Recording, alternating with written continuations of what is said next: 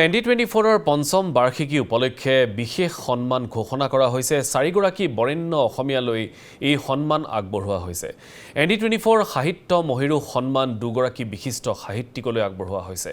থানেশ্বৰ বৰা, সবিতা বৰাৰ সোঁৱৰণত সাহিত্য মহিৰু সন্মান, ডক্টৰ নগেন শইকীয়া আৰু ইমৰান শ্বাহলৈ সাহিত্য মহিৰু সন্মান আগবঢ়োৱা হৈছে। থানেশ্বৰ বৰা, সবিতা বৰা সোঁৱৰণী সংবাদ মহিৰু সন্মানো ঘোষণা কৰা হৈছে। প্ৰবীণ সাংবাদিক সাহিত্যিক কনকসেন ডেকালৈ সংবাদ মহিৰুহ সন্মান আগবঢ়োৱা হৈছে। আন এগৰাকী প্ৰবীণ সাংবাদিক হাইদৰ হুছেইনলৈও সংবাদ মহিৰু সন্মান আগবঢ়োৱা হৈছে। অহা ১ মাৰ্চত শ্ৰীমন্ত শংকৰদেৱ কলাক্ষেত্ৰত প্ৰদান কৰা হ'ব এই সন্মান। এই অনুষ্ঠানটোতেই চলিত বৰ্ষৰ পদ্ম সন্মান প্ৰাপকসকললৈও বিশেষ সম্বৰ্ধনা আগবঢ়োৱা হ'ব। আমি পুনৰ জনাইছোঁ এটা গুৰুত্বপূৰ্ণ খবৰ।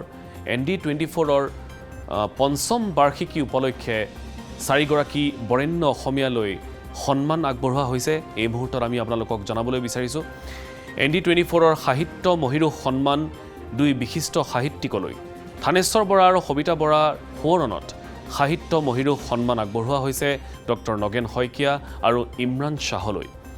থানেশ্বৰ বৰা, সবিতা বৰা সোঁৱৰণী সংবাদ মহিৰু সন্মানো ঘোষণা কৰা হৈছে। প্ৰবীণ সাংবাদিক সাহিত্যিক কনকসেন ডেকালৈ সংবাদ মহিৰু সন্মান আগবঢ়োৱা হৈছে। আন এগৰাকী প্ৰবীণ সাংবাদিক হাইদৰ হুছেইনলৈও সংবাদ মহিৰু সন্মান আগবঢ়োৱা হৈছে। ইতিমধ্যেই এই কথা ঘোষণা কৰা হৈছে। অহা ১ মাৰ্চত শ্ৰীমন্ত শংকৰদেৱ কলাক্ষেত্ৰত এই সন্মান প্ৰদান কৰা হ'ব।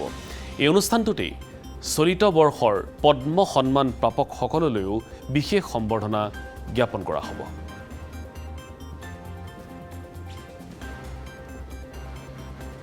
নমস্কাৰ।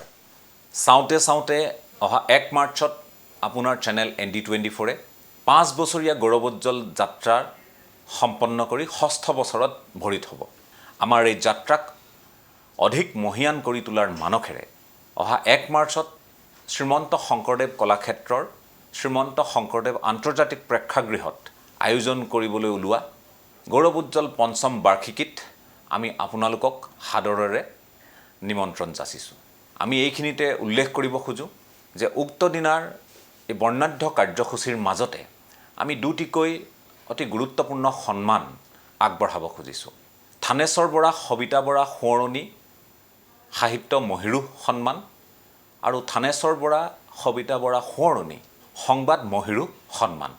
ৰাজ্যৰ দুগৰাকী বৰেণ্য সাহিত্যিক ডক্টৰ নগেন শইকীয়া ছাৰ আৰু ইমৰান শ্বাহ ডাঙৰীয়াক আমি সাহিত্য মহিৰু সন্মানেৰে সন্মানিত কৰাৰ বিপৰীতে ৰাজ্যৰ দুগৰাকী প্ৰবীণ আৰু বিশিষ্ট সাংবাদিক কনকসেন ডেকা আৰু হাইদৰ হুছেইন ডাঙৰীয়ালৈ আমি আগবঢ়াব খুজিছোঁ সংবাদ মহিৰু সন্মান।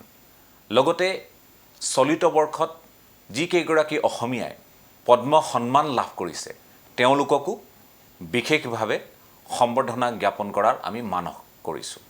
আমি আশা ৰাখিছোঁ অহা ১ মাৰ্চত বিয়লি ৩ বজাৰ পৰা অনুষ্ঠিত হ'বলগীয়া আমাৰ এই বাৰ্ষিকী অনুষ্ঠানত আপোনালোকে আমাৰ আতিথ্য গ্ৰহণ কৰক আৰু আমাক শুভেচ্ছা আৰু আশীৰ্বাদ প্ৰদান কৰক, যাতে অনাগত সময়লৈ আমি অধিক দায়বদ্ধতাৰে অধিক বলিষ্ঠভাৱে সংবাদ সেৱাৰ এই ক্ষেত্ৰখনত জিলিকি থাকিব পাৰোঁ। ধন্যবাদ।